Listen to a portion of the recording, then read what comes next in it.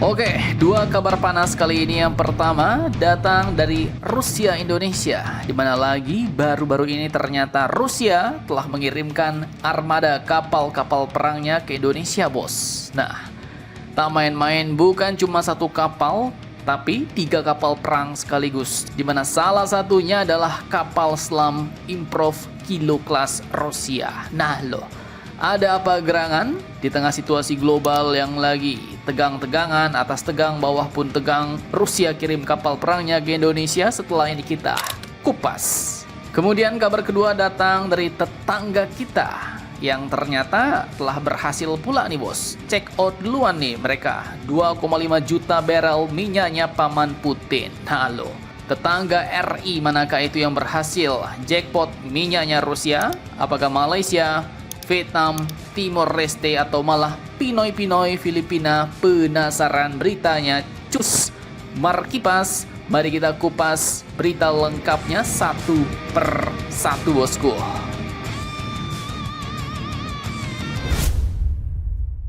Oke, yang pertama, bos. Di saat Rusia masih panas-panasnya konflik baku hantam dengan Ukraina, tiba-tiba lagi, bos, Rusia mengirim armada kapal perangnya ribuan kilometer jauhnya ke Indonesia.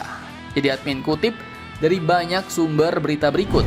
Pada 29 Maret 2026 kemarin, 3 kapal perang milik Russian Federation Navy resmi bersandar di Tanjung Priok, Jakarta Utara. Dan tak main-main, bos. Mereka pun bukan cuma singgah sebentar doang, tapi lanjut bakal stay sampai tanggal 2 April 2026 nanti.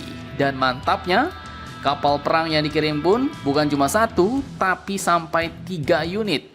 Paket lengkap, bosku. Nah, yang pertama ada RFS Gromky, sebuah kapal korvet tempur modern yang membawa rudal anti kapal, bahkan juga membawa rudal pertahanan udara, bos. Bahkan tak cuma kapal perang permukaan, ternyata Rusia juga mengerahkan RFS Petropavlovsk Kamchatsky, sebuah kapal selam Improv Kilo kelasnya Rusia. Jadi ini merupakan tulang punggung armada bawah lautnya Rusia, bos. Dan yang ketiga ada kapal Andrei Stepanov.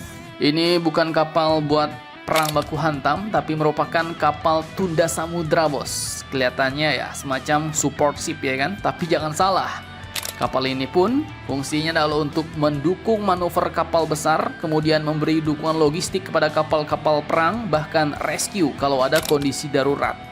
Dan dalam pelayaran jarak jauh lintas samudra, jelas ketiga kapal ini pun saling terhubung sebagai satu gugus tugas atau task force yang mendukung operasi satu sama lain. Dan kehadiran mereka di Jakarta jelas bukan kebetulan, bos. Nah, sekarang pertanyaannya, ada apa gerangan Rusia lagi-lagi mengirim armada kapal perangnya ke Indonesia di tengah situasi global yang makin panas? Apa cuma kunjungan biasa doang, atau ada agenda militer yang lebih besar di balik layar? Simak videonya sampai habis, bosku.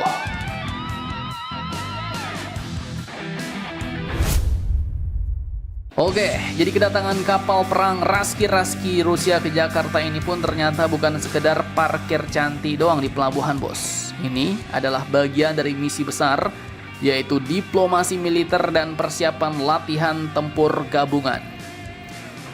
Menurut keterangan resmi dari TNI Angkatan Laut, kunjungan ini adalah bagian dari naval diplomasi.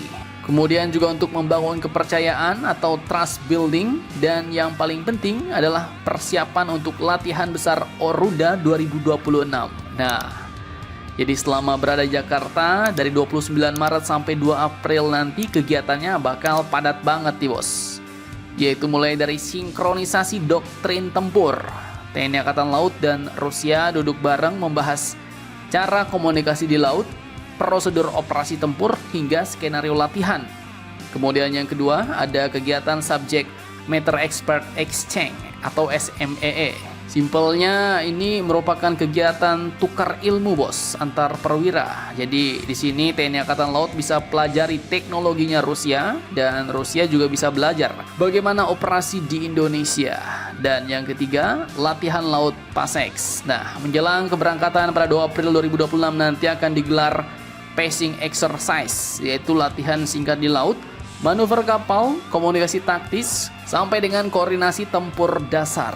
Nah, yang paling menarik, latihan besar Oruda 2026 nanti justru tidak digelar di Indonesia, bos, melainkan di Vladivostok, Rusia. Artinya, nanti giliran TNI Angkatan Laut yang bakal bertandang ke Rusia. Dan ada satu detail yang nggak boleh dilewatkan, di mana fokus latihan tahun 2026 ini pun mantap, bos, yaitu latihan ancaman sistem tanpa awak alias unmanned system seperti drone laut dan kendaraan-kendaraan tempur tanpa awak. Dan ini jelas menunjukkan arah perang modern. Jadi singkatnya, kedatangan Rusia ke Indonesia ini bertujuan untuk diplomasi militer tingkat lanjut, persiapan latihan tempur nyata, kemudian juga sebagai ajang intip teknologi satu sama lain, dan sinyal bahwa Indonesia aktif bermain di panggung global. Gak cuma condong ke Amerika saja, ke Barat saja, tapi juga ke Rusia ataupun China juga akor. Mantap, mantap, jos.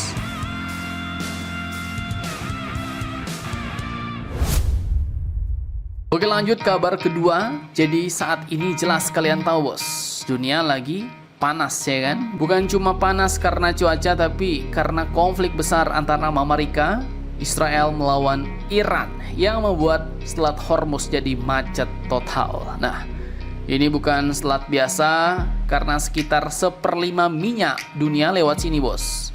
Begitu ditutup, boom. Negara-negara ASEAN hampir semua langsung masuk ke mode panik, bos.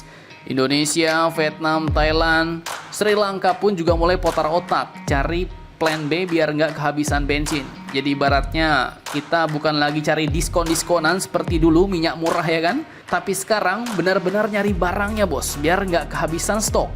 Dan di tengah drama baru ini, tetangga kita Pinoy Filipina ternyata udah check out duluan, bos. Jadi per 30 Maret 2026 lewat perusahaan energinya yaitu Petron, Filipina ternyata diam-diam sudah mengamankan sekitar 2,5 juta barrel minyak mentah dari Rusia. Bahkan sebelumnya sekitar 1,5 juta barrel jenis ESPO blend sudah dikirim ke pelabuhan Limay Bataan, bos. Nah, pertanyaannya kenapa mereka buru-buru banget?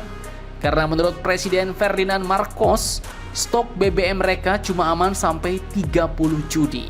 Bah, masih panjang, ya kan? Masih lumayan lah.